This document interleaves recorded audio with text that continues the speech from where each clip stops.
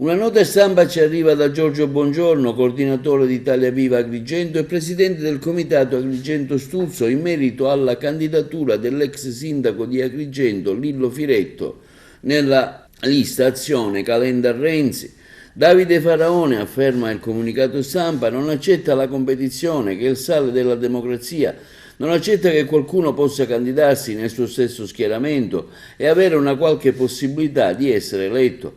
Avevamo trovato un candidato credibile, afferma Bongiorno, che aveva cominciato a ricostruire tutto ciò che Faraone aveva distrutto, e Lillo Firetto sarebbe stato il punto dal quale ripartire ad Agrigento e in Sicilia. Il sindaco che capoluogo, la provincia e il suo territorio rimpiangono un grande amministratore che avrebbe portato in alto il partito. Ma Faraone ama vincere facile a tutti i costi, non ama la competizione, non ama la democrazia, perché proviene dalla peggiore tradizione massimalista che niente ha a che vedere con un partito plurale, aperto e proiettato al futuro. Diciamocelo chiaramente, a Faraone, di Italia Viva e del Terzo Polo non interessa assolutamente nulla.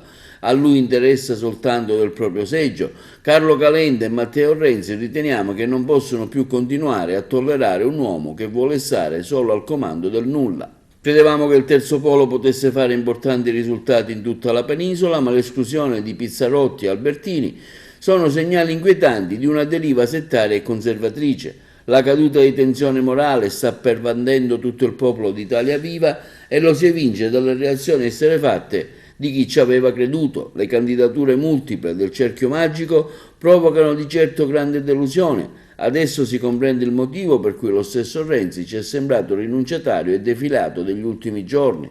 Siamo convinti che i risultati saranno pietosi, a tal punto che in Sicilia, ne siamo convinti, non scatterà alcun seggio. Questo quanto afferma nella sua nota Giorgio Bongiorno, coordinatore di Italia Viva Agrigento e presidente del comitato Agrigento Sturzo.